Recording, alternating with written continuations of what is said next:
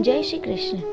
શું તમે જાણો છો કે ભગવાન શ્રી કૃષ્ણ મસ્તક પર મોરપીંછ કેમ લગાવતા હતા? શું છે તેનું રહસ્ય? મિત્રો, આપણે જોઈએ છીએ કે દરેક મૂર્તિમાં તેમના મસ્તક પર મોરપીંછ નજર આવે છે. ભગવાન શ્રી કૃષ્ણને મોરપીંછ એટલું પ્રિય હતું કે તે શૃંગારનો એક હિસ્સો બની ગયો હતો. ભગવાન શ્રી કૃષ્ણના મોરપીંછ લગાડવા પાછળ અનેક રહસ્યો છુપાયેલા છે. તો આપણે જાણીશું કે ભગવાન શ્રી કૃષ્ણને મોરપીંછ કેમ આટલું પ્રિય હતું. જ્યારે રામ અવતારમાં 14 વર્ષ માટે પત્ની સીતા અને ભાઈ લક્ષ્મણ સાથે વનમાં જવું પડ્યું હતું. તે દરમિયાન માતા સીતાને જંગલમાં તરસ લાગી હતી, પરંતુ દૂર દૂર સુધી પાણી ક્યાંય દેખાયું નહીં. ત્યારે ભગવાન રામે કુદરતને કહ્યું કે આસપાસ ક્યાંય પાણી હોય તો ત્યાં સુધી જવાનો રસ્તો સુઝાડો.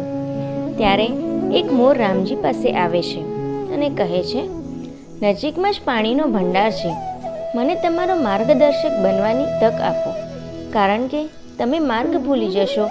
ભગવાન રામે કહ્યું, હે મયુર, તમે મને રસ્તો કેવી રીતે બતાવશો? મોરે ભગવાન રામને જવાબ આપ્યો કે તે હવાઈ માર્ગે જશે.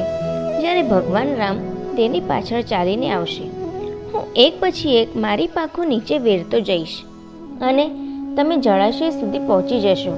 જ્યારે તેઓ જળાશય પર પહોંચ્યા ત્યારે મોર તેના અંતિમ શ્વાસ લઈ રહ્યો હતો અને કહે છે, જે આખા જગતની તરસ छिपाવે છે તેની તરસ छिपाવવાનું સૌભાગ્ય આજે મને મળ્યું.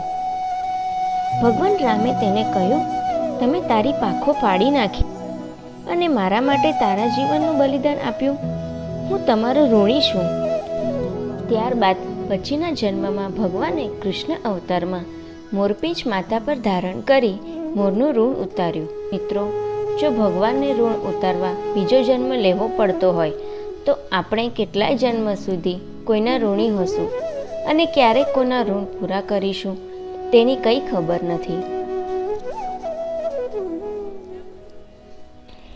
મિત્રો, તમને આ વાર્તા પસંદ આવી હોય તો અમારી ચેનલને સબસ્ક્રાઈબ કરવાનું ભૂલશો નહીં. જય શ્રી કૃષ્ણ.